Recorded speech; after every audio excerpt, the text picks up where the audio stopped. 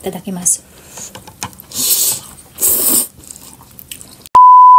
So, ayan guys, yung nabili natin puset. Alam nyo ba na season ngayon ng puset dito sa Japan? Kaya lang wala tayong time makapag-fishing dahil panay ang ulan at napakalamig pa ng hangin. Guys, ang kakailangan natin, syempre luya, sibuyas, at bawang.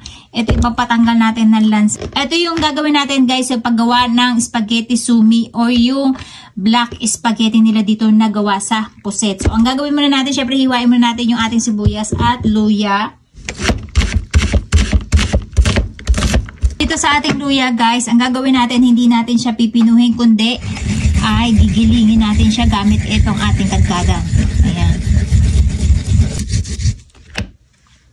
Ang gagawin natin guys ay huhugasan lang muna natin siya at tatanggalan natin ng lamang loob. At wag natin puputukin yung kanyang tinta na maliit. Ayan. So isasama din natin yung kanyang liver. Magiging itlog niya saan na babae siya. Kaya season ngayon, ayan, daming itlog oh. Sayang. So paglilinis niya, kurutin lang natin tong part ng kanyang tentacles para mawala yung parang kuko niya. Kasi hiwain lang natin tong ating mga puset na pahaba. Ayan. Hindi na natin tinanggal yung balat niya guys.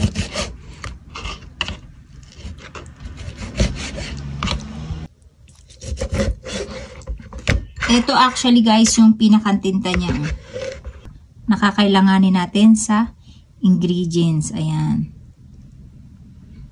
Tapos, itong pinakaatay niya ay isasama natin. Ito yung pinakabibig niya guys na kinakailangan tanggalin natin dahil matigas siya. Ayan. Ito lang yung kukuhanin natin. Ito isasama natin kasi masarap din yan. Tapos, yung mata guys, hindi natin sasama kasi baka hindi kumain si Akari. Pag nakita niya yung mata, ayan, tatanggalin din natin to.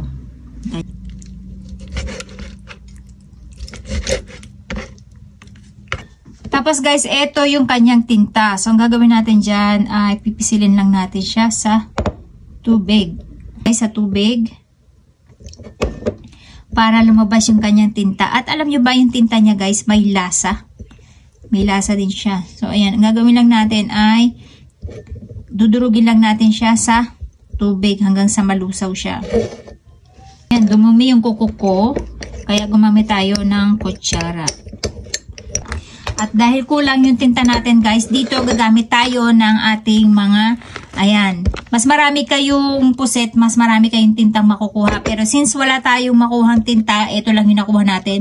Mag-a-add tayo guys nung nabibili dito na kung saan ay black na siya. Ayan, gawa siya sa tinta ng puset. So, simulan na natin mag-isa guys. Kung wala kayong olive oil, pwedeng mantika lang. Since gusto ko ng olive oil sa spaghetti, ay nag-add tayo ng olive oil. Tapos kung magtataka kayo guys, kapag ako nagigisa, hindi pa mainit, nilalagay ko na.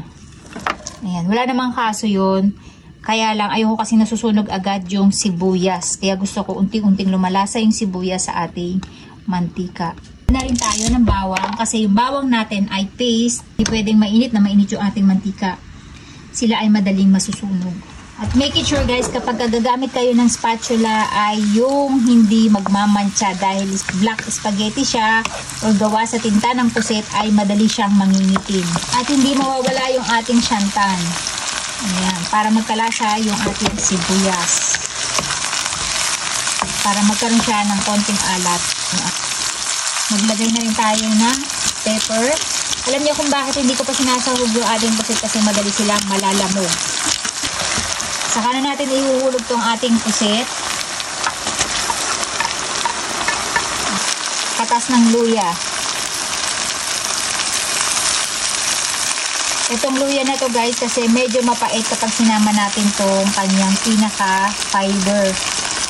Kaya yung sabaw lang. Saka natin ilagay yung ating tinta. Kulang na kulang yung tinta natin guys. Kaya kapag mas maraming puset, mas marami kayong malalagay na tinta. Ayan, habang kumukulo sila, i-add na natin yung ating mga extra tinta.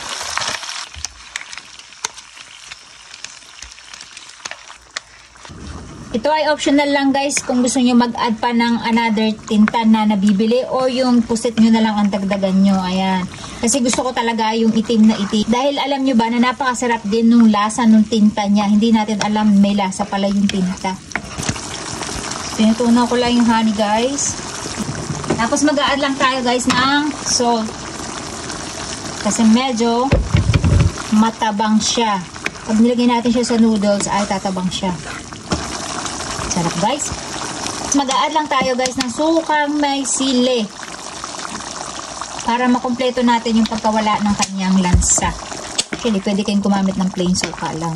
Kasi masarap yung suka natin. Meron na siyang timpla ng bawang sibuyas. Grabe, ang sarap guys. Pero gusto ko sa kanya medyo manamis-namis. Kaya mag-add tayo ng konting asukal. Lagay natin itong kanyang atay.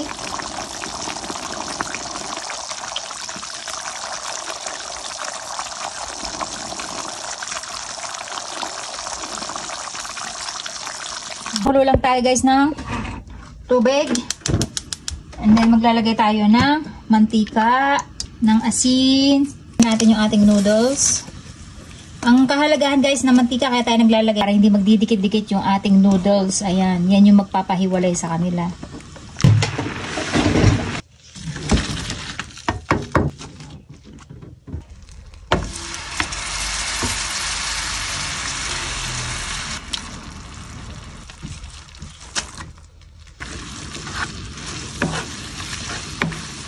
Ayan na guys. Medyo hilaw-hilaw pa yung noodles natin nung nilagay natin siya dito kasi yung asawa ko gusto niya ay medyo matigas pa yung noodles. At kapag sinalang natin na ganito, tapos naglagay tayo ng sauce, yan yung na-absorb niya pa yung lasa ng ating pinaka-sauce. Kaya mas mapapasarap natin siya. So ayan guys, pwede na tayong kumain.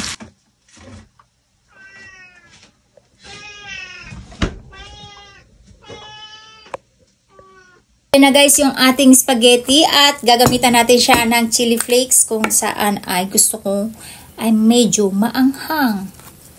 Ayan, diba? Ang ganda ng combination niya. Green, black, and red. Alam niyo ba, pag pumunta kami ng Saizeriya, yung kainan dito na Italian restaurant dito sa Japan, ito lang yung palagi namin in-order ni Akari. Hindi kami na-order ng iba na spaghetti, kundi itong black spaghetti kasi sila yung meron nito. At, tadakimasu.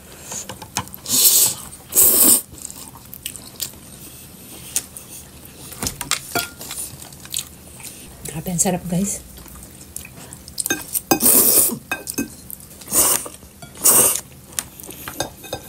Ganyan ang giging ipin natin. At yung pinaganuhan natin ng kawali guys, sinawsaw ko yung aking tinapay at tinusta ko siya ng konti. Dahil ang sarap ng lasa niya guys. Bagay na bagay sa tinapay.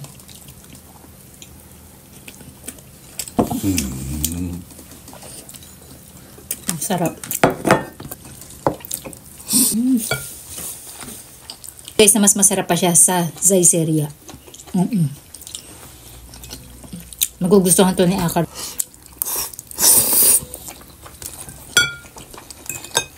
Concentrate muna ako kasi nandito yung asawa ko. Guys, ubos natin. Gotsusama deshita.